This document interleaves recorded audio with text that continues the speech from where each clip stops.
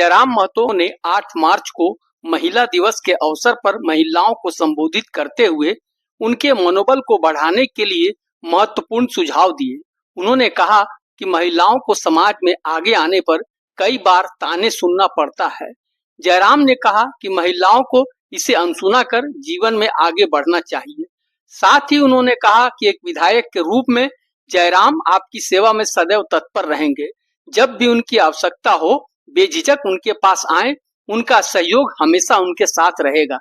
जयराम की बातें सुनने के पहले एक निवेदन है कि हमारे चैनल आपका खबरीलाल को लाइक और सब्सक्राइब कर लें और जयराम की बातें सही लगे तो वीडियो को अपने मित्रों के साथ शेयर भी करें। इतना आसान नहीं है। वो भले आपकी तारीफ कर दे कि एक महिला आईएएस बन गई, एक महिला आईपीएस बन गई, लेकिन वो समाज इतनी जल्दी आपको स्वीकार नहीं करेगा। वो कहीं ना कहीं पीठ पीछे लांछन लगाएगा, पीठ पीछे बुराइयां भी करेगा। तो वैसे में मैं देखता हूँ बहुत सारी दीदियों का मनोबल भी टूटता है। वो हमें शिकायत करती हैं, विधायक जी कि इसने हमारे नाम को लेकर ऐसा टिप्पणी किया। तो मैं आज आपको कहना चाहूंगा, जो हमसे बड़े हैं छोटे हैं सबको यही कहना चाहेंगे, आप दुनिया की आलोचनाओं की परवाह मत कीजिए। एक छोटी सी आपको कहानी सुनाते हैं। एक लड़की थी, वह कूड़ा बीनने का काम करती थी। वह जब भी कूड़ा प्लास्टिक बीसने काम करती थी, तो जब वो किसी गांव में प्लास्टिक बीसने जाती थी, वहां चार कुत्ते आकर उसको भौंकते थे, लेकिन वह उनकी बातों को अनसुना करती थी। वह दूसरे गांव में चली जाती थी और जो 4 कुत्ते उस गांव में भूखते थे, वह दूसरे गांव में नहीं जाते थे। फिर वह वहां कूड़ा चुनती थी, प्लास्टिक चुनने का काम करती थी, वहां नए 4 कुत्ते आकर उसको भौंकते थे। वो ऐसा करते करते इस गांव से उस गांव से दूसरे गांव में जाती थी, और जब जब नए नए गांव में जाती थी, नए नए कुत्ते आते थे, उसको भौंकते थे, लेकिन वो किसी की बात को सुनने का काम नहीं करती थी। वो अपना काम लगातार, उसको कूड़ा बीनना था, प्लास्टिक बीनना था, और वो शाम को जाकर एक दुकान में बेचकर 1000 रुपया कमा कर ले आई। तो इसका मतलब ये उसने क्या ध्यान दिया कि भाई उसको हमको कोई बाधा उत्पन्न करेगा, बहुत सारे लोग हमारे रास्ते को रोकेंगे, उनके लफड़ों में हमें नहीं पड़ना है, हमारा जो ध्यान केंद्रित है उस पर आगे बढ़ना है। तो ठीक उसी प्रकार जब आप घर से आगे बढ़ेंगे तो आपके चौक चौराहे में बैठकर कुछ लोग चाय पीते हुए चर्चा करेंगे, अरे फलना घर की वो तो है, अरे वाह ये करने लगी है, इतना बढ़ गई है। तो लोग जब आपके चर्चे करेंगे तो आप उधर उन बातों को जब आप सुनेंगे तो आप कुछ पल के लिए डिमोटिवेट होंगे। आपको भी लगेगा कि ये लोग हमारे बारे में बिन पूछे बात करने लगे हैं। तो उनसे आपको बिल्कुल भी हतोत्साहित नहीं होना है। और आपको किसी को अपना, सबसे पहला बात, जब आप स्त्री हैं और जब बहुत ज्यादा आगे बढ़ेंगे, कुछ लोगों के आंखों में खटकेंगे भी, तो आपके आचरण पर सवाल उठाया जाएगा।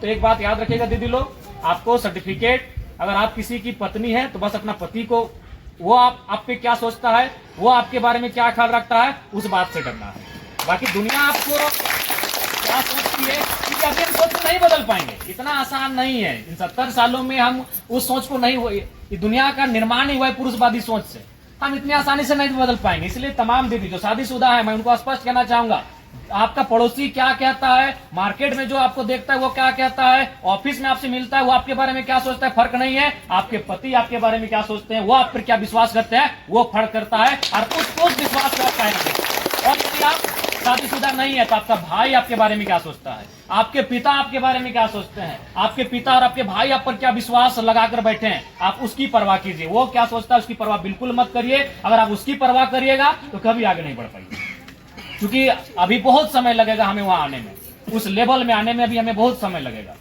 दूसरा बात है, आज केवल एक दिवस नहीं है, आज के दिन हमें संकल्प लेने की आवश्यकता है। और संकल्प हमें यह लेना है कि महिलाएं केवल राजनीतिक रूप से नहीं, सामाजिक रूप से और आर्थिक रूप से भी मजबूत बने। अगर महिलाएं आर्थिक रूप से मजबूत बनेंगी तो परिवार मजबूत हो। आज देखिए हमारे घरों में, हर घर में पुरुष कमाते हैं, लेकिन उसके बावजूद देखिए घर की स्थिति क्या है, वो जितना कमाते हैं उतना गंवाना भी जानते हैं। तो इसलिए अगर महिलाओं को राजनीति के अलावे, सामाजिक अलावे, अगर आर्थिक क्षेत्र में भी अपने योगदान को उन्हें बढ़ाना होगा, आपको आर्थिक क्षेत्रों में भी ध्यान देना होगा कि हम घर के लिए 2 रुपए कैसे अर्जित करें। इसके लिए आपको उस दिशा में भी सोचने की आवश्यकता है। और मैं आपको अगर सहयोग की आवश्यकता होगी, हम विशेषकर दीदियों के लिए हमेशा खड़े हैं। अगर आप लोग आर्थिक क्षेत्र में बढ़ेंगे तो बिल्कुल मेरा सपोर्ट आपको हमेशा रहेगा, क्योंकि आप अगर आर्थिक क्षेत्र में बढ़ेंगे तो आपका परिवार बहुत दोगुनी गति के साथ बढ़ेगा। नहीं तो फिर हमारे पुरुषों की मेंटलिटी क्या है, सोच क्या है, इसमें भी अंतर लाने में हमें समय लगेगा। इसलिए आपको सामाजिक रूप से, राजनीतिक रूप से और आर्थिक रूप से भी मजबूत होना पड़ेगा। दूसरी बात, लोग क्या कहते हैं परवाह नहीं, लेकिन दुनिया जानती है अगर स्त्री नहीं होती तो आज ये संसार आगे नहीं बढ़ता। आज भले कोई गीतकार, कोई लिखने वाला महिलाओं को कहे कि वो फूल होती हैं, वो नाजुक होती हैं, कोमल होती हैं, मैं भी मानता हूँ, लेकिन क्यों होती है इस पर किसी ने चर्चा नहीं किया। आज कई गीतकार आए, उन्होंने गीत गा दिया, एक स्त्री को फूल से संबंधित कर दिया कि ये फूल जैसी होती है, नाजुक होती हैं, लेकिन क्यों होती हैं इस पर किसी ने चर्चा नहीं किया। मैं भी मानता हूँ प्रकृति ने शारीरिक रूप से महिलाओं को पुरुषों की तुलना में कोमल बनाया है, लेकिन क्यों बनाया है दीदी लोग, ये आपको जानना चाहिए। इसलिए बनाया है कि महिलाएं आविष्कार के लिए आई। आप आविष्कार करते हैं, आविष्कार यानी जन्म देती है, जन्म देना आविष्कार होता है। तो जो जन्म देती हैं, जो आविष्कार करती हैं, उसको कोमल बनना पड़ता है।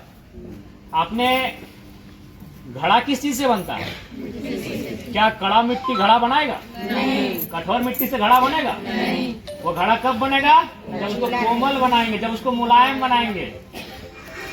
आपने लोहा को देखा होगा, जो तलवार बनता है, जब लोहा कड़ा होता है क्या वो तलवार बनता है? नहीं। आग में उसको जब पिघलाया जाता है, उसको गलाया जाता है, यानी नाजुक और मुलायम बनाया जाता है, तब वो तलवार बनता है। आप लोग बांस को भी देखे होंगे, कौन सा बांस सीधा होता है? हरा बांस। जो बांस सूख जाता है वो कभी सीधा होता है? नहीं। यानी हरा बांस कोमल होता है। इसका मतलब क्या है? जो आविष्कार जहाँ होता है उसको कोमल रहना पड़ता है, ये विधि का विधान है। तो आविष्कार कौन करती हैं? महिलाएं करती हैं, उसके गर्भ में आविष्कार होता है, इसीलिए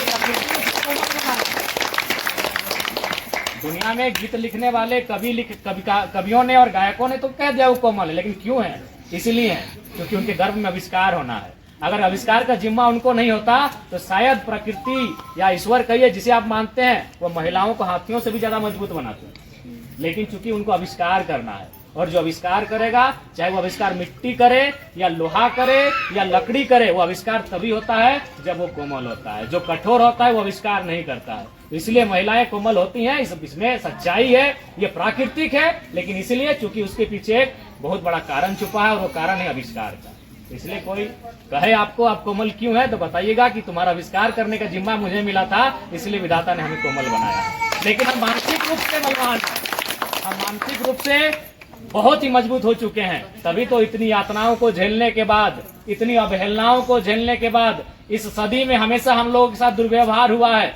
हमेशा कई ऐसी प्रथाएं समाज में चली हैं जहां महिलाओं को दरकिनार किया गया है। उसमें एक भारत देश में प्रचलित सती प्रथा रहा है। तो कई अमानवीय प्रथाओं के बाद आज हम लोग मानसिक रूप से मजबूत हैं, तभी जाकर आज 21वीं सदी में नारी के सशक्तिकरण के रूप में इस सदी को लाके खड़ा किए हैं। तो भाई हम बलवान हैं, ताकतवर हैं, तभी ये कर पाए हैं।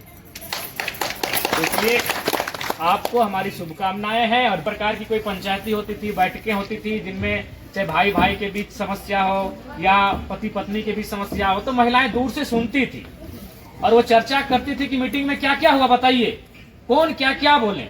लेकिन आज समय बदला है, आज महिलाएं उस मीटिंग में बैठती हैं। आज लगभग झारखंड में 100 में 54 मुखिया महिलाएं हैं, कहीं ज्यादा भी हो सकता है, क्योंकि वो आरक्षण के तहत जो हमारा 54% है।